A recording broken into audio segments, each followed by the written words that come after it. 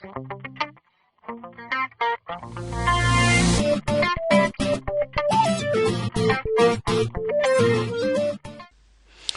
this is a introduction to integrated learning now that you've decided to do this, and hopefully you'll see how well it's embedded within the kind of Kalahari project that you're involved in at the moment. It's a stage 2 subject, and it means that it has a 30% external component, which means there's 30% of this course which gets marked outside of school. So if we want to have a look at that, quite simply, it's that one there, it's the project. So as you can see, there are 4 parts of the course. There's a practical, a group activity, a folio, and a project. Now, all this stuff's going to be delivered via OneNote. OneNote's a thing that you may have had experience in using. It's a Microsoft product that allows us to embed all this coursework in one folder, so to speak, and you can add and take and do whatever you want to it. You can put multimedia in it. It's all your kind of workbook. It's like your electronic book. So I'll be posting all the gear to that, so you can have copies of everything you need will be in one place.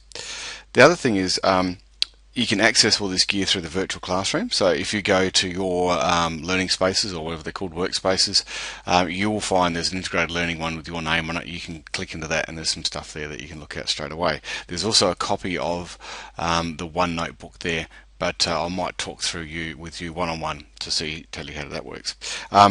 Also, you will notice that every task that's there and every bit of information is done via a screencast, which is like this. So in a screencast, you'll have all the information that you'll need will be given to you, and you can watch it and see what goes on.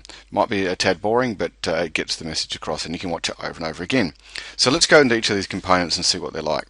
The first one is a practical component, and there's 3 tasks in here. So we've got 3 tasks that we've got to do as we work through, and they're not too bad. The first one is kind of like out of the PLP. It's how we learn. It's a learning styles one. You've got to do a learning style questionnaire, and you've got to find out how best you learn and those kind of things, which you've done before, so it's all pretty good.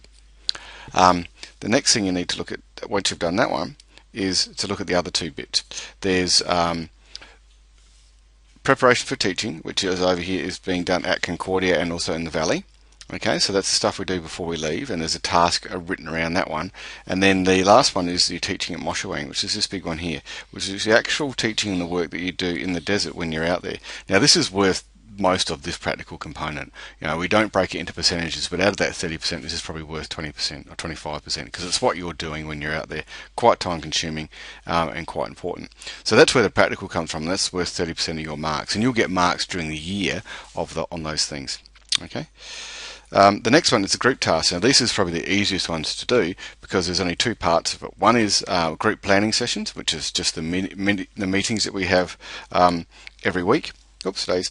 And in the group task, the meetings that we have, that's why you get minutes, so you can take notes. You need to write down on them the actions and then the responsibilities that you have. So there's 3 things that you do in those group planning sessions, and it's really looking at how do groups work, how does a good group work, and how can you be a good team member.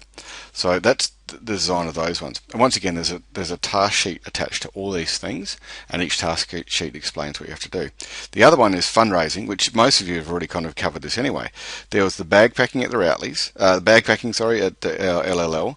There was the Routleys dinner. There might have been personal fundraising. I know some people have had quiz nights and things like that, and there's a barbecue coming up. You've got to be involved in one sort of fundraising where you are taking a leader role. Okay, now that might have been part of the day for the bag packing, or you mean part of the work at Routleys, or you might have done organised a roster or something like that for selling drinks and chocolates at lunchtime. So when you get the task sheet and have a look at it, see what you can bend into it, because it'll work quite well for you, and that's worth 20%. So that's not a bad thing to do as well.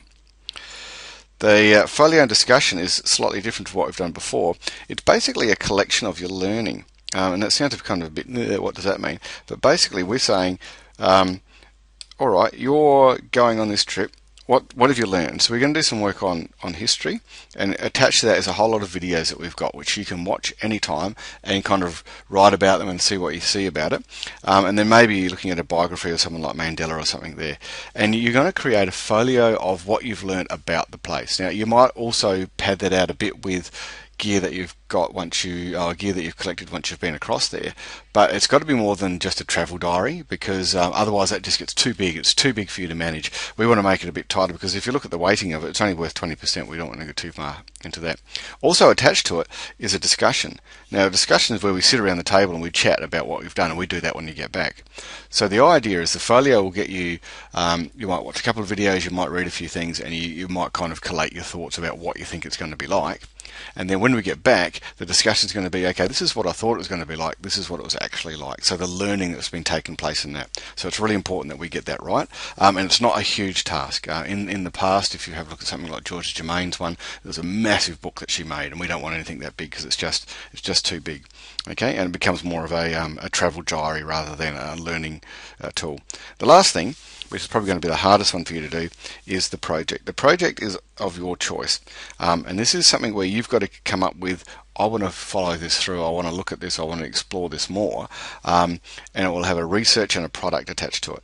Now, the ones I've seen that have been quite good are just like a simple essay at the end, where you've done some research into something and you collated all your thoughts and you've written it down. Now, you might come back from the valley and go, look, I want to get a newsletter running, I want to put together a multimedia presentation I can show people, or you might actually do a write-up of what your perceptions of what is going on out there and how it actually was and how you've grown as a person. So it's those kind of things that are there.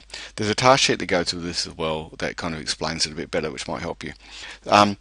You can either do it as a multimedia thing or an oral and then some writing, or you can present it at the end in an essay. Now, I think it's 2,000 words, around about 2,000 words, which isn't too much to write. And if you're going to write 2,000 words, it's pretty easy to do that based on the research and stuff that you've done beforehand. So it's kind of like a cut down version of the research project, and maybe your evaluation and personal project. So there's things that you've already had experience with. The last thing is, which is probably the most important thing, is the whole thing needs to be completed by the end of term 3. We're looking at about week 8 because all this gear gets sent off. The 30% bit gets sent off and gets marked, and that's towards the end of term 3, and I've got to mark it beforehand.